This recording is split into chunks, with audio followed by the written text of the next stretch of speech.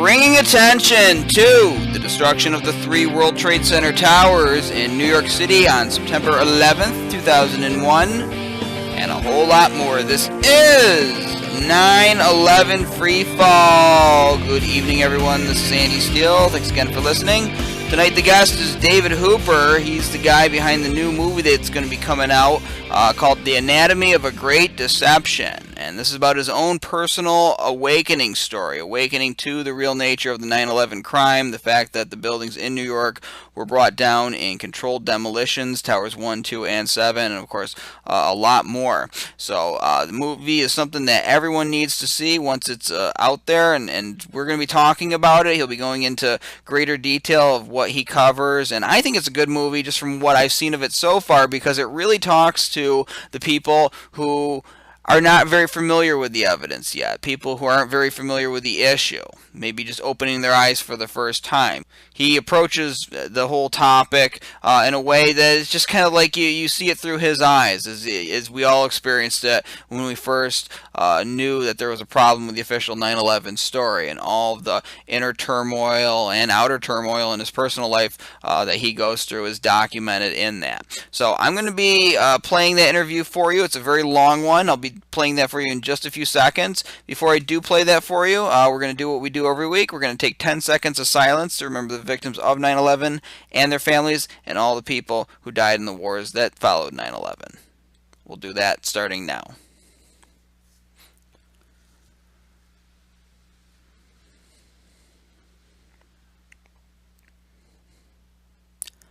And that is 10 seconds.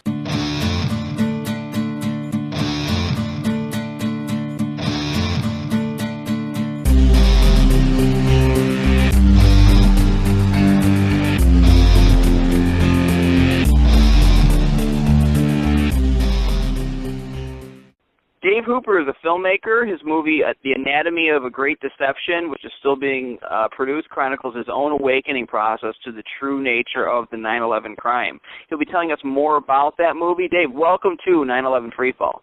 Hi, Andy. How you doing? Great. Now, thank you so much for coming on the show. This is very exciting. Your movie looks like it's going to be a very good one, and what I like about the nature of this movie, the tone that it takes, is it's basically addressing your average person, just an ordinary guy waking up to this, what you go through personally, your internal dialogue, what it does with your life. So I'm very excited to have you on here, because I think that more needs to be created, more content needs to be created addressing that, these very basic personal issues people go through as they wake up to what 9/11 really was. So credit. Yeah, I found so much out there that is about the technical, the facts, the science behind the impossibility of the official story. There have been a lot of films done about 9/11. This won't be the first one that's ever done, but as far as I know, I haven't come across one that talks about the emotional story that goes on behind the scenes. It's happened with so many people, I'm sure. Well, they're reaching out to me as we speak, so I know they're out there. A lot of people that wake up to 9/11, there's some personal turmoil that comes into your life as you realize these things, and it's not easy to cope with, and that's mostly what I documented. Was a lot of it was the impact on me and my family and those around me as it all started with just one innocent question and just unfolded from there. And ultimately made this to speak to a few people close to me directly, but that's how we got here. I can sympathize probably more than a lot of people with folks who don't listen to the evidence initially, because when you first hear something like this, it sounds like what we're taught to think is just conspiracy theories. The media has done a great job of conditioning the public over the years to associate any kind of reasonable inquiry into major events with the space alien people and that kind of stuff, kind of like make you think like you're some, they always use that term, tinfoil hat conspiracy theorists, to try to marginalize anybody that raises questions. And when you actually start digging into it and you start looking at this evidence and trying to debunk it, not possible. I mean, unless you're lying to yourself, being or intellectually dishonest, you have to admit there's something to it. And as you dig deeper and look into the media cover-up, you realize that there is a major problem going on, and that does have a major impact on people's lives. So now I want to get a better idea of you, because I don't really know a lot about you personally from your website. Tell us about your background. What were you doing before you went down this path and started making this movie? I was just a regular guy, a regular business guy with a family, 4 children. Actually, at the time, we had 3, and my wife was pregnant with number 4. And I'd really spent my life just in business. I went to the University of Michigan in Ann Arbor, studied psychology and communication. So my dad used to tease me. He'd say that, great, now you can turn on a TV and you know why you want to do it. So he'd get a little laugh out of that one. But that actually was a great foundation for business, because that was about communicating with people and understanding how people think, individuals versus how groups think. That's very important here, because the dynamics of that are at play on the world's public. And so from after college, I have essentially been a serial entrepreneur. I started my first business, I think, the day I got out of school. I say I started it. My dad actually started it, and I watched him do it. We did it together. But that spawned a career for me of entrepreneurship. You know, over the years, I've started, I guess, this film, and the film company behind it would be number 6.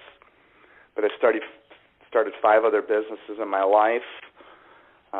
Sold a couple. I've had a few go down the toilet, and one is still going. It's been around for about 20 years, and really that's been my life. I was working on my next business, which I wouldn't even rule it out yet, but that's really irrelevant to this story. I was working on starting a new company. I had exited out of a company I'd started called White Elephant Media. I'd started that in 2004. And I had just gone bankrupt. And I was on my couch trying to figure out how I'm going to pay for my rent next month. And I'm 30-something years old. And back then, I was taking much bigger risks because I was a bachelor and by myself, and was swinging for the fences instead of trying to hit maybe a single. But either way, we started shipping out used DVDs. I did that to just cover my rent for a month, and that was in 2004. And flash forward 5 years later, we had about a $10 million operation with 20-some people, with robotic, automated packaging and distribution systems in our warehouse. And I'd exited out of that business after 5 years and was debating on the next thing to start. For me, that is, I love starting companies. I love new projects, and it just gets my blood pumping. And one night there was a show on. It was in February of 2011, and it was on one of the major mainstream news networks, and they were preparing for the 10-year anniversary of 9/11, and they showed a clip of George Bush in that Sarasota, Florida classroom. And for 10 years, it didn't really occur to me. I was sort of the kind of guy that would roll his eyes when someone started talking about government conspiracy or anything like that. And for whatever reason, on this particular night, it was the night before Valentine's Day, I just remember it so clearly, and that question just popped in my head, which is, why wasn't he taken out of there? This is the leader of the free world, and he's being allowed to sit in what I would consider a bullseye target for any terrorist flying a hijacked plane who decides to change his plans at the last minute because Bush made that school visit public. And it just, the only reason I could really get out of either the White House or any sort of official commentary about it was that they didn't want to scare the children in the school. And I just thought that was laughable. I mean, these kids train for fire drills all the time. It's not a big deal if they have all the kids run out of the school. Everyone does it all the time. So something was weird. And I think most people get that far and they just shrug their shoulders and say, whatever. You know, I'm sure there's an explanation. I'm just going to trust the people that, you know, guard our lives, because that's what we typically do. And for whatever reason, I just kept looking. And I tried to get better answers, and one question led to another, and after a while, when I was trying to speak to my friends about it, they just were not really receptive. It's not the kind of thing you can talk about. It's the sort of thing you kind of need to see, and that's what I did with the movie, was put together the story of it. But so that's my background. It's really business. I'm not so much a filmmaker as a business guy, so... A lot of guys make movies, and they're filmmakers that then have the problem of getting a film out and distributing it. And that's sort of my background, is movie distribution and sales, and that's what my last company did. So I'm really a business guy that's made a movie as opposed to a movie guy that is trying to now sell a film. So we're kind of blending those two aspects into what we hope is going to be a successful release for this movie in this coming September. Well, like I said before, I think this is going to reach a lot of people just because, well, you say you're an average guy. You don't sound like an average guy to me. It sounds like you've lived an extraordinary life, and that includes successes and failures. I mean, folks, you know, Abraham Lincoln had bankruptcies, and Thomas Jefferson, he didn't have everything go right for him either in life, but they're still great men. And I mean, you sound kind of like that. You've taken risks, you've done things, and you've done things that a lot of people can't claim they've done. When I hear average guy, I think, I went to go work for the Dixie Cup factory for 30, 40 years, and then I retired. That's the average guy to me. But you do speak on the level of people who, again, aren't experts, who don't think scientifically. And it's funny because there are a lot of people within the movement who have very left-brain kinds of thinking patterns, may lay out the evidence and it might make sense, but there's something in average people that puts up a barrier. And it was Edward Bernays. I watched a documentary on him. He was the person, very, very subliminal messaging, and if I'm correctly, like advertising the effect of messages on the populace. That was Edward Bernays? He was, and folks, I'm trying to recall the name of the documentary. I think it's called The Century of the Self, where the BBC talks about him. But he helped sell the World War I to the American public. He helped sell the idea of eating bacon and eggs for breakfast, getting women to smoke for the cigarette companies they wanted to sell to him. Very fascinating guy. He was the nephew of Sigmund Freud. But what he understood was that there's a lot of irrational elements that go into people's thinking as well as the rational ones. This is why people do things that seem to go against their better interests, because, like I said, there's a lot of irrational factors that go into it, even if it doesn't make sense to you. I mean, factors like superstitions people have, factors like loyalty, even blind loyalty, even when the facts presented to somebody clearly shows that their line of thinking is wrong, out of a certain patriotism or nationalism, whatever you want to call it, they will still put up blinders to it. They just can't believe that there's more to the story than what they're being told. So you really do appeal to that. So that's really good. I appreciate you putting this movie out there. A quick point too on the George Bush thing. You were mentioning how what got you started was seeing Bush sitting in that classroom and not leaving it when he was told the story. I found that kind of interesting too. And this gets kind of into what people are thinking, which I try not to get into myself. But yeah, there was a tactful way to leave the room, I think. I could have, if I was president, I would have just simply stood up and just said, this is a great story. Something's come to my attention, so this person is going to take over, but thanks for having me, and leave. So I think that's very interesting too. The protocol for that type of scenario is rehearsed, it's practiced. There's no, to think that how many Secret Service men were in that school with Bush before, on the morning of, I think there was close to a dozen. I could be way wrong on that, but it was more than one. Let's just say that. So either way you slice it, there has to be a conversation. And think about this, and this is where being involved in creating an organization and understanding how information flows through it and how people behave when they're part of an organization or part of like the Secret Service, they have their own protocols, their own way of doing things. And there is, when you really try and imagine what was the conversation like behind the scenes as the people in the waiting room became aware that, as the official story goes, they became aware, as the rest of the world did, that we were being attacked. How can a competent person, that conversation had to happen between two people that were trained to protect the president, where somehow either they decided or were told from above, don't worry so much about this one. The entire balance of power in the world was supposedly put at risk because they wouldn't follow their own protocol under one of the most incredible events we've ever had in our history. That at the end of the day, I didn't have questions that were that deep when I first started, but since then, in retrospect, those are the questions I think a lot of us should have. Get your own answers to.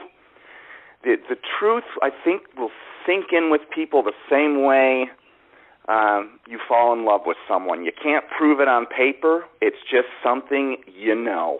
And once that starts to sink in and your belief system begins to change. It changes your life. It has a lot of implications. Some are difficult in the short run, but in the end, there's truth to that statement that the truth will set you free.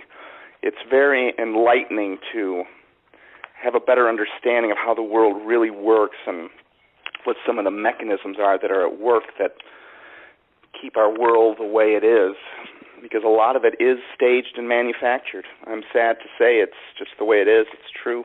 When I first started speaking about this to people, there was incredible amount of resistance, even from people that knew me and knew me as a credible person.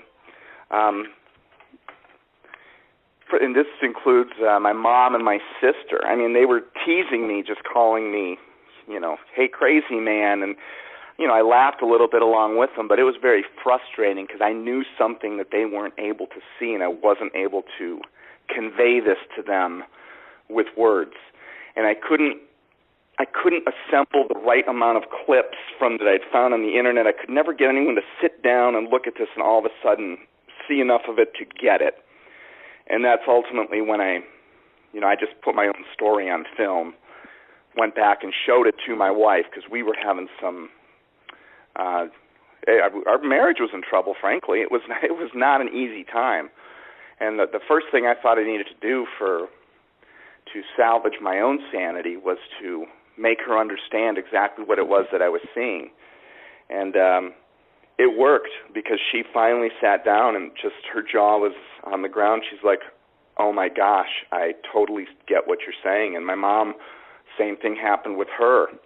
Then the same thing happened with my sister. And all of these people then started to turn around and they became, I don't know what the proper term is, a truther or truth movement advocate, or at least someone that's aware that there's something else going on. We all get active on different levels, if at all. But I will say that the film was geared towards people that have not been exposed to the controversies of 9/11, and we screened it for a lot of people that fall in that category, including a 100-person screening back in March where 80% of the crowd had no idea there was a 9/11 controversy. And that's who the film it was targeted for, and that's who it's tested very well with. It's not an in-your-face, here are the facts. There's so many of the things I've seen sound like they're done by an angry filmmaker who's, he's almost pissed off that not everyone understands as much about 9/11 as the filmmaker does, which I understand. I was angry for a while myself, and angry with everyone around me for not being more vigilant in trying to understand this. But the reality is I think we need a soft, for those of us that aren't aware of this, just a soft, entertaining, effective introduction into the realities of 9/11, which opens up questions much beyond 9/11. I'm guessing you've delved into that yourself at some point. That's what it was made for, and I think that's why it's been effective. I've gotten a lot of great feedback about the film for that specific purpose of the film. And there's a lot of people that are excited that want to give this to their wives or their family members or their brothers and sisters, because they've been waiting for something they can just hand someone. That is, people that are in the truth movement, it seems, have been waiting for something they can just hand someone around them, a loved one, and say, look, 99 minutes, look at this movie, and then come back and let's talk. You know, do our friendship a courtesy and just spend 99 minutes and watch this. Let's open up a conversation with us. And that happened here in my hometown. A lot of the people that I showed the film to were people that were just local to me, so I've been able to anecdotally measure their responses to the film over the course of the last couple of months. And for me, and for someone that cares about the truth movement now, what those results are have been very encouraging to me. Like that's one of the things that motivates me to keep going more than anything is the number of people it converted in an evening, and that has me excited.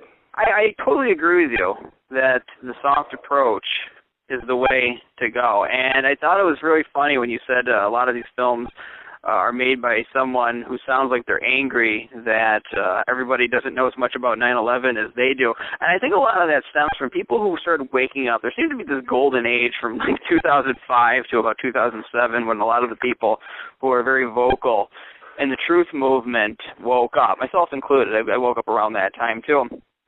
And when you initially start out, very skeptical, and which is what you need to be, and you also are very open talking to people. And then when you're getting shouted down and called crazy for talking about basic physics or just pointing to Building 7 and saying, no way could a fire have done that, why don't we just have a new investigation, it does tend to make people a little angry, and that raises the volume of the debate into something where people can't communicate with each other. So I'm not going to say that people have been ruined and they can't make movies now because they've been through all of this for these years. But it's great the perspective you bring as somebody who's only awakened in the last couple of years, and you can still kind of touch into that part of yourself, that past part of yourself that didn't know about this and understand where people are coming from. I can too. I like I said, I'm sympathetic, more sympathetic probably than a lot of people, because I just know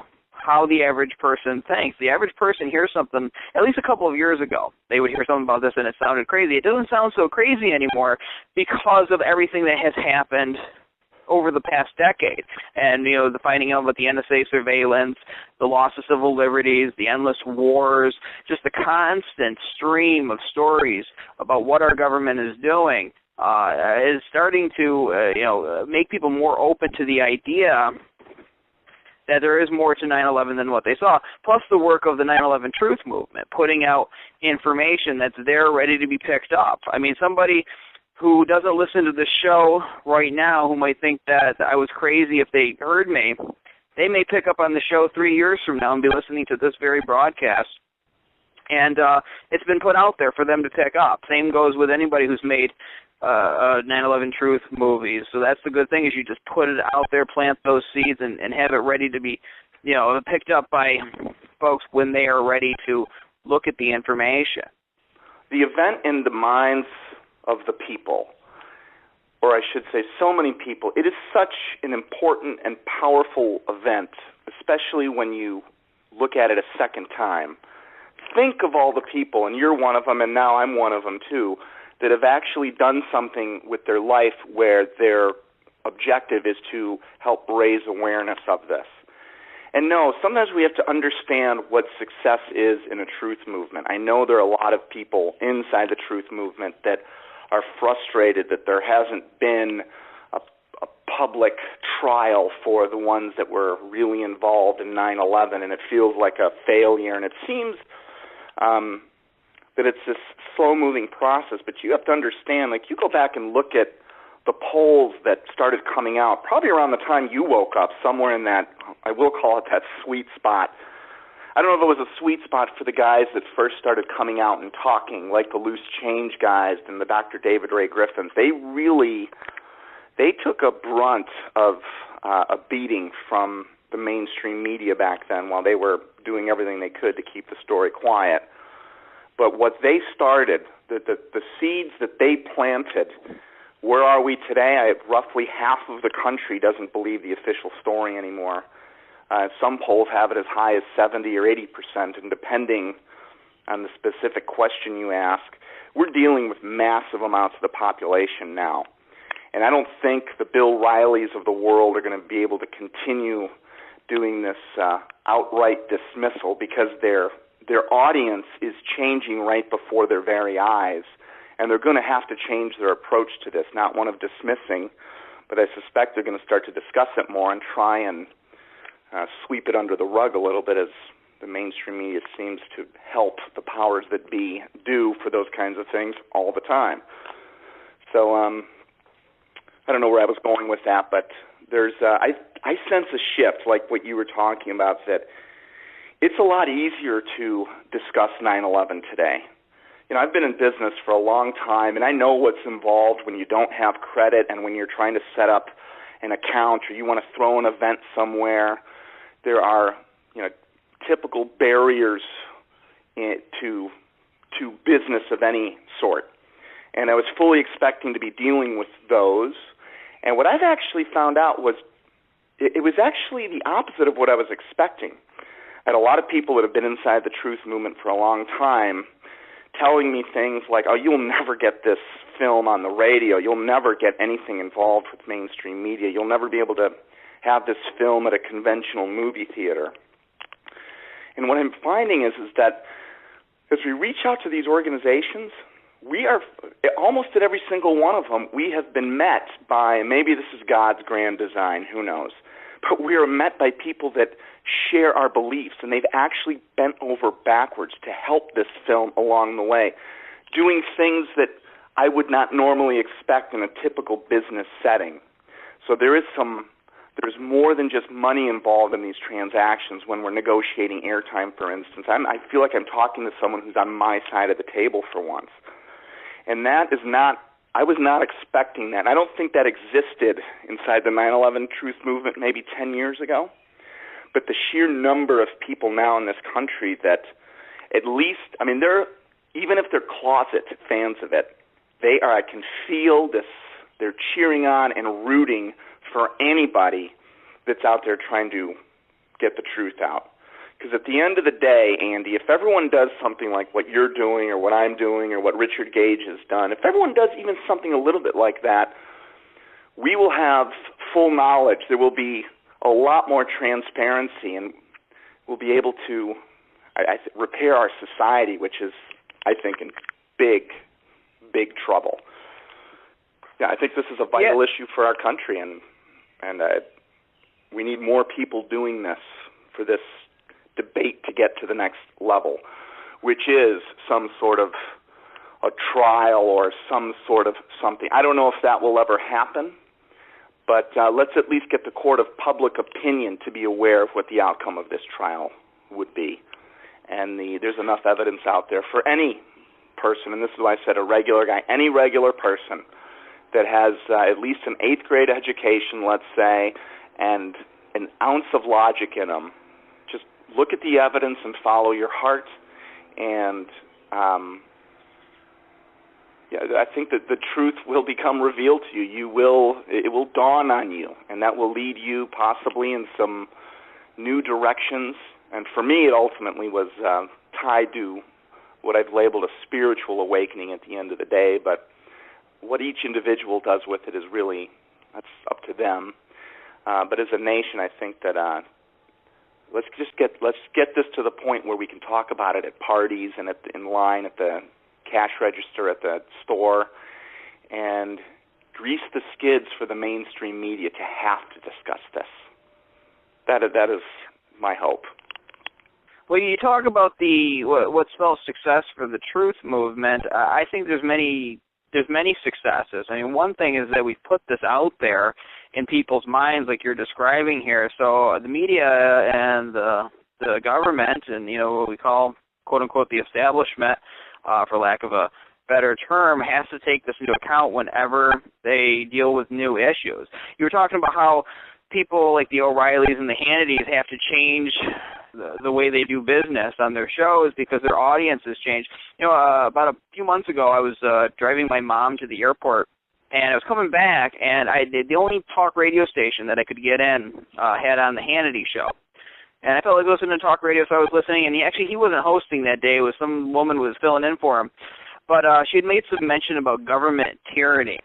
And so it was just kind of funny because, she's doing this in Sean Hannity's name, and Sean Hannity wasn't towing this line back during the Bush administration, and it just sounded so hollow and so phony, and it just sounded like such pandering.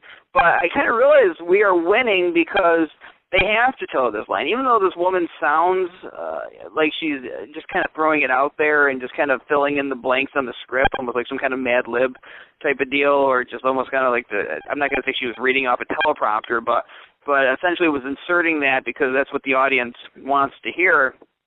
The fact that they feel that they need to do that now, whereas years ago they would attack anybody that would talk like that, shows just how far we have come. And I think that we prevent future attacks from happening when we speak out about this.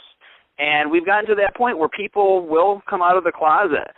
People just, when you get in conversations with them and they ask what I do, because it kind of comes up, and they already know about this. Not necessarily about my show or myself and my participation in the movement, but they know about the issue, and they agree. And they're so excited. It's almost like you're a Coast Guard ship. They've been stranded on a deserted island for years, and you're the Coast Guard ship picking them up.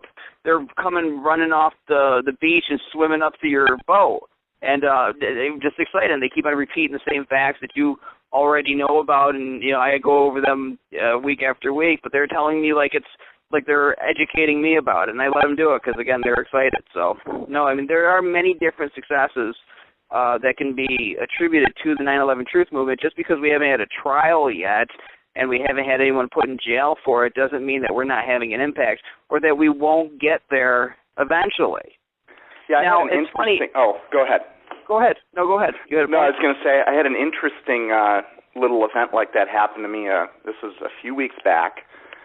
So I told you before we had a online media selling company. We were about $10 million, and one of the people that helped us grow that is my old VP of operations. And I called her up. I was in Chicago, and I said, hey, let's have dinner, because I'd been thinking about getting her involved with this film. This would be right up her alley. So we go and have dinner, and she brought her significant other with her. And she had no idea what it was we were going to be talking about. She just knew that I had a project and I wanted to meet with her. So I start telling her what the film's about. And every time, at first I was very sheepish and afraid about announcing what the film was about. And I got a lot of that from my wife because back then, she had a lot of brakes on in terms of, going public with our thoughts about this information. So I sit down, her name is Nellie, and I sit down with Nellie and Alex for dinner, and my wife is with us. We're in Chicago, and I start talking about the film. And as soon as I start talking about 9/11 Truth, Nellie, she just leans back in her chair and says, oh my gosh, I can't believe it. And Alex, who's sitting right across from me, he starts laughing, like in a cathartic, vindicated kind of way. And I said, am I missing something here? And Alex then spoke up. He said, Dave, I have been trying to tell Nellie that 9/11 is just there's something absolutely wrong about it, and she hasn't listened to me. And Nellie and I have a very good relationship. We have for years. It's like a father-daughter one. And I suspect that I know Alex. She considers that the two men that were at that table that night, she made the comment, you're two of the most influential men in my life, and here you both have this hard opinion about something that I just can't believe, and she herself said, I'm wondering if, these are signs for me to actually start looking into this myself. And she has, and she now that she saw the film and has done some of her own research, she is a believer. She's a truther. And she's hopped on the film, and both of them are, I feel like the relationship is better. I'm not because I'm some relationship solver, believe me, I've got my own problems with those, but in terms of this information flowing into their home, it helped bridge a connection between the two of them, the same way it did with my wife, the same way it's done with a lot of other people that have introduced this to their spouse back when we were showing versions of the film a few months ago. And even right inside of our inner circle, that same dynamic, that same thing is happening where you can live in a house with someone under the same roof and you have completely different opinions of what 9/11 is or what it was. And that is, again, that's one of the purposes of the movie The Anatomy of a Great Deception, is to help bridge so many households that are in, because I know that what's the word I'm looking for, the ongoing debate inside of a home that either exists, or in a lot of cases the conversation has completely stopped, and that there's a part of your relationship you're not sharing with those close to you because something that's so important to you, you don't even discuss with them anymore. There's a lot of truthers that are in that category as well, and it's I don't know if I'd call it suffering in silence so much, but I think you get the picture. It's not an easy topic to broach, and I think we need more tools to help broach it. And on that, let me ask you a question. How did you get here, Andy? Like you've got a radio show. How did you get started? And specifically, what was it that got you awake when you started talking about this a few years back? Sure, I'll quickly tell the story. Actually, it was I'd come back from China a week before 9/11 happened, and I had a girlfriend who was from Taiwan at that point, or back then, who I had in China, and they had to say goodbye to her. And when we went back, we were still talking. She had an American teacher who had forwarded, it must have been awake to this kind of stuff at the time, and had sent out an email of some military guy. I don't even remember the details of the email, but basically it was a transcript of an interview in which he was saying that there had to have been explosives in the buildings to help bring it down. There must have been inside complicity. And she forwarded it to me a few days after 9/11 happened, and I just kind of dismissed it. I just kind of jokingly just saying, wow, this stuff started quick. Conspiracy theorists and ways to save time with this. Conspiracy theorists, exactly. Right, and so, I didn't get mad or anything like some people. I just kind of politely deleted it and didn't think about it and watched the news and went on with my life. And then I went and did Peace Corps, and I actually argued in favor of the Iraq War at first because I just figured, Bush knew something we didn't and trusted government. And then while I was in the Peace Corps, a lot of the stuff about Iraq War being a lie was coming out, and that was really disgusting me because I felt like a fool. And then there was a massacre.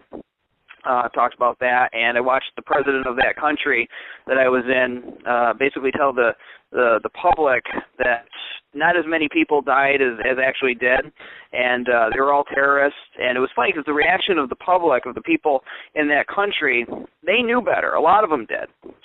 People who didn't buy the official story of what actually happened at this massacre, but they were afraid and they wanted to keep it kind of hushed. And later on when I woke up to 9/11, I kind of saw this reflected in our society about 9/11 too. So that's kind of interesting. But I started just waking up to various things, the drone strikes, how unfair and irresponsible those were. And then I came back from Peace Corps. I was on a website, and somebody snuck in a 9/11 video. And from there, because I couldn't debunk it, I started looking into other things, and it kind of led me down this road.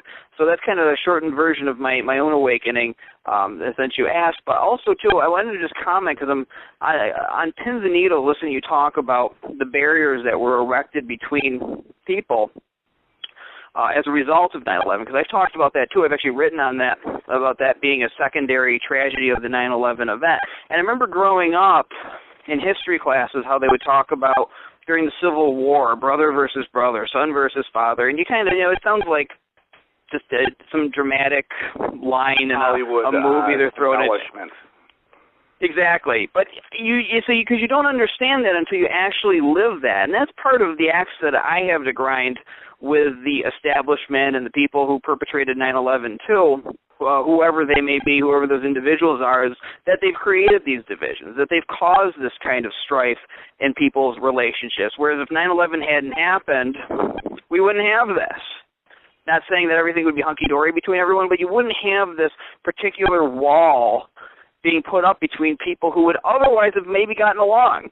You know, folks, certain hostile debunkers who I might have liked personally, had we not met under these circumstances, it just didn't need to be. The circumstance didn't need to be. These hostile, negative emotions didn't need to exist. But here we are.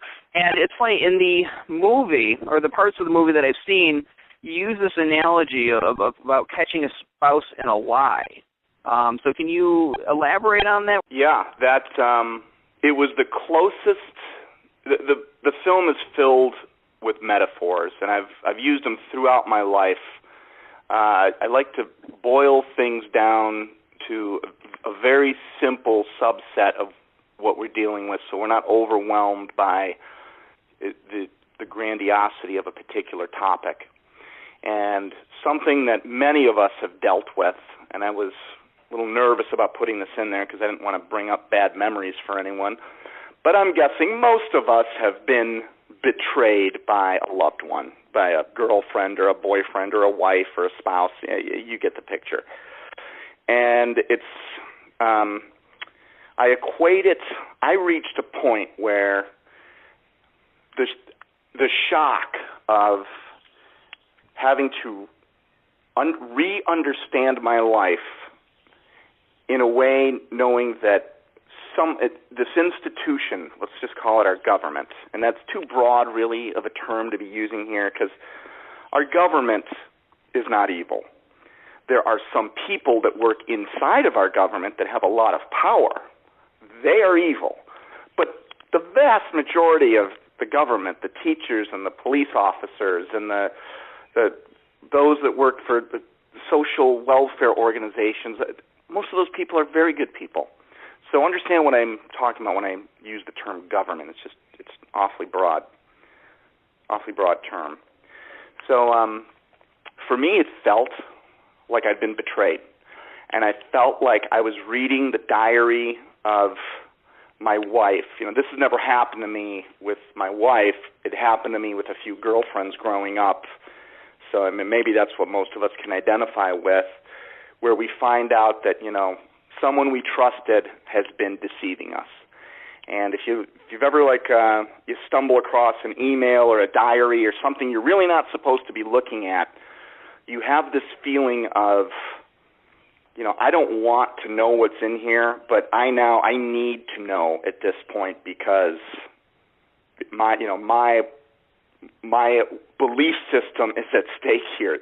And we all have that drive. I mean, in the minute someone says, hey, I've got something really important to discuss with you, it's hard to even think about anything else. It's the only thing on our mind. That same dynamic is at work. And that's how I felt. I felt betrayed. And it's the closest I could describe the feeling of how I felt betrayed by my government as being betrayed by someone that I love and trust. And that's where I put in the metaphor, you know, if you've ever had to deal with someone you love that betrayed you, you understand the feeling I was having, which is you need to find out more about this, although you might have been better off if you just had lived in ignorance. But once that genie is out of the bottle, there is no putting it back in. You can't unknow the truth. You can't unknow information. And that was a big piece of this. My wife and I had a lot of philosophical conversations with a glass of wine out on the deck where we opined many times about, you know, how nice or different or relaxed our life would have been had we never stumbled onto any of this. We would just be in ignorant bliss like so many people.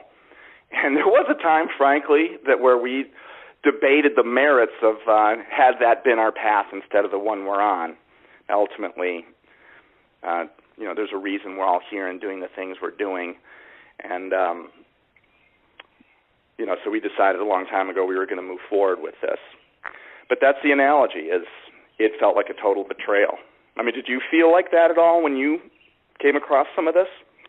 Well, it's funny because I identify with so much in your movie, and you mentioned something in it about that stark moment, like when you see the squibs, and I equate that going back to a significant other metaphor where you might be at a party and you catch a look between your girlfriend and her coworker that's quote-unquote just a friend that just says something to you, or some way that they touch each other, or something that just doesn't look right, or that you just see, or something where they might even, might catch them hug or something in a certain way that's just not right. And it's that feeling when you see, like you mentioned, when you see the squibs.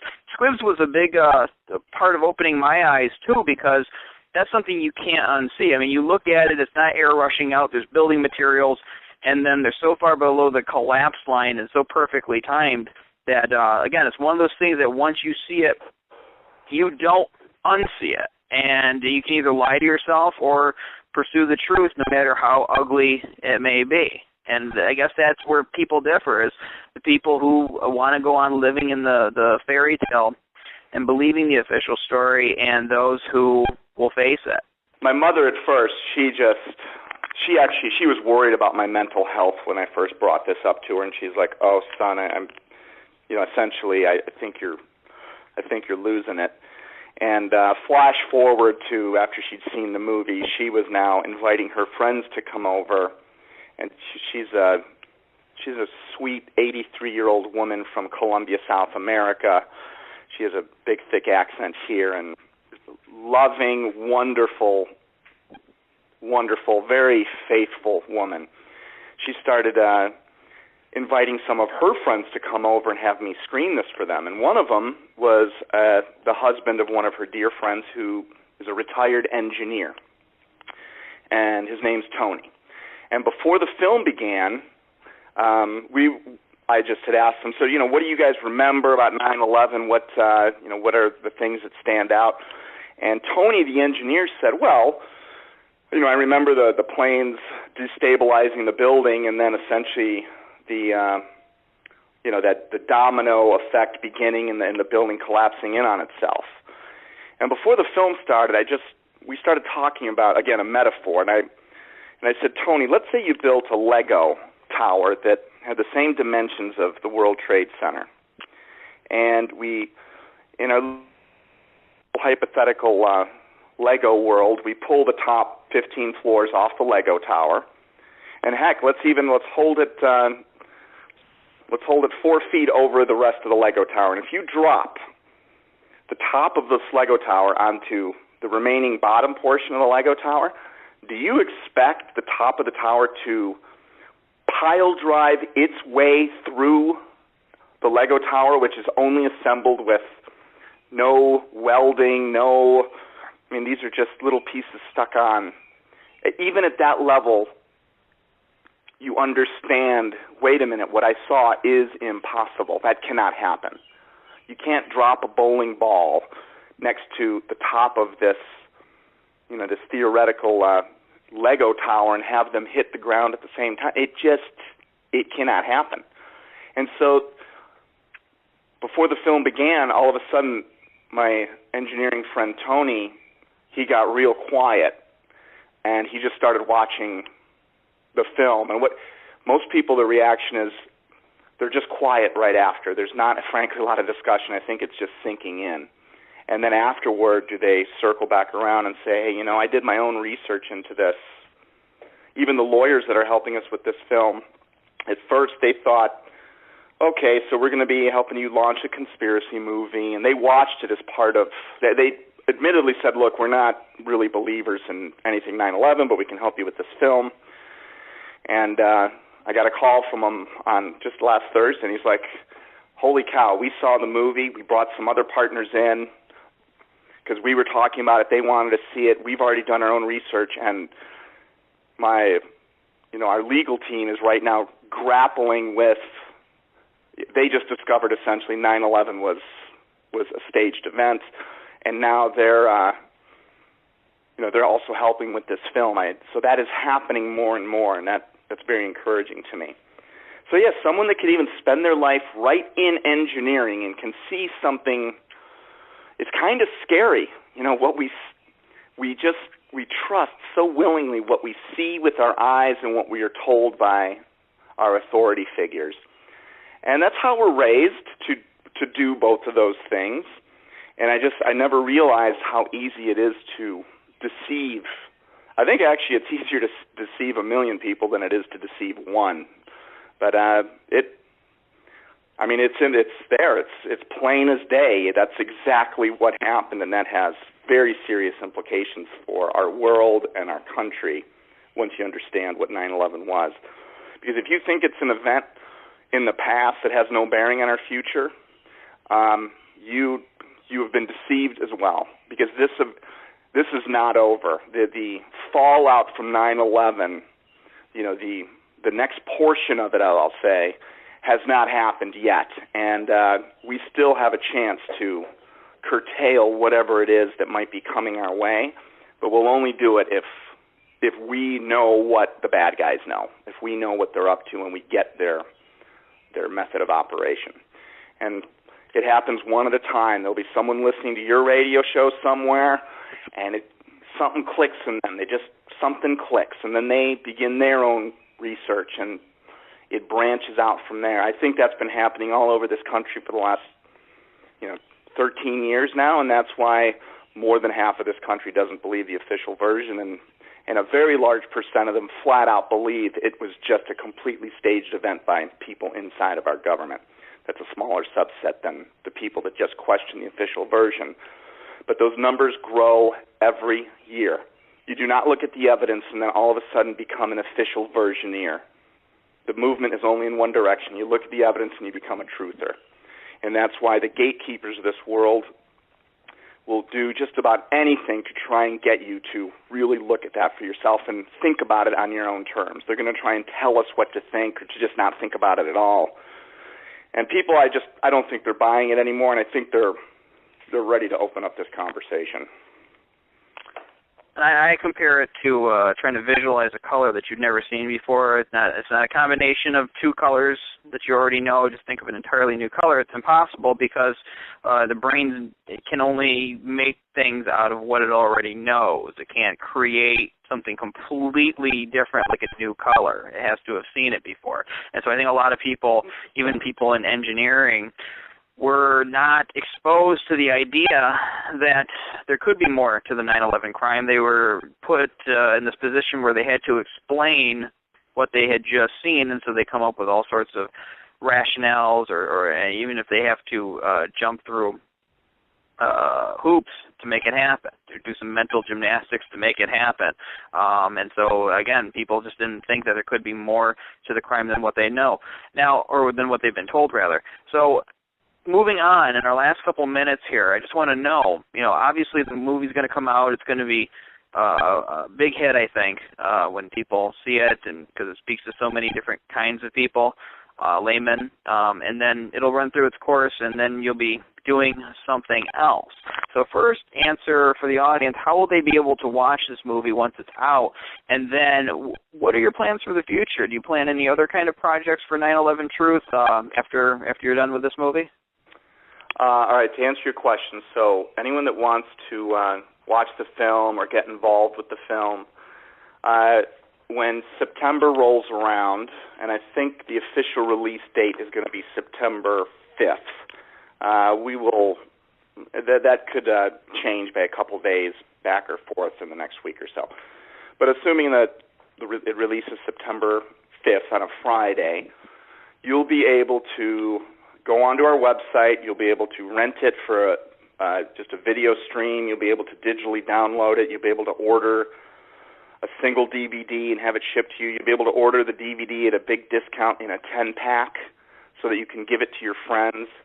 I've had a lot of business people say, well, you're cannibalizing your sales if you do that. And, we need to make enough money to support the people that are working on the film, but this is not about profit. I would be happy to sell this movie, recovering our costs, getting enough money into the hands of the people that are helping us promote it in exchange for having one truther buy 10 of these to then hand out to their friends as gifts or whatever. So there will be lots of ways to purchase the film, not just through our site. We'll be on all the conventional, the iTunes and the Amazons. You'll be able to just Google the film, and a variety of websites should be able to lead you to finding a way to either see it on digitally on your computer, on DVD, or what will be our theater schedule. And we're going to be focusing on the city of Detroit in September. And if the release works well in September, we'll continue this release city by city across the nation. And the interesting thing about the release and why this film, it's not just different in the content of the film, it's different in the way we're releasing it, because we are going around the industry gatekeepers. And I know these guys well because this was the waters I swam in through most of the 2000s. You know, this one is familiar territory for me. And so we put a plan together where we're going to get the film for sale on curiosity-inducing, enticing displays right by the cash register of thousands of stores, retail stores, any kind of store. The kinds of places where regular people just pop in to buy their things. Doesn't matter, dry cleaner or a woman's boutique. It really doesn't matter. If they're willing to put the film up in their store with some display materials discussing the release and the theater schedule and things of that nature, we're going to put these things next to the impulse purchase area of thousands of checkouts all over the region. And if it works here, we'll continue that type of city-by-city release across the country. The guest has been Dave Hooper. His film is The Anatomy of a Great Deception. Dave, thanks for coming on 9/11 Freefall. Thanks a lot for having me, Andy. Remember, you can hear this program every Thursday night on No Lies Radio at 10 o'clock Eastern, 7 o'clock Pacific. You can also download the show by going to 911freefall.com. This is Andy Steele saying have a great week and good luck.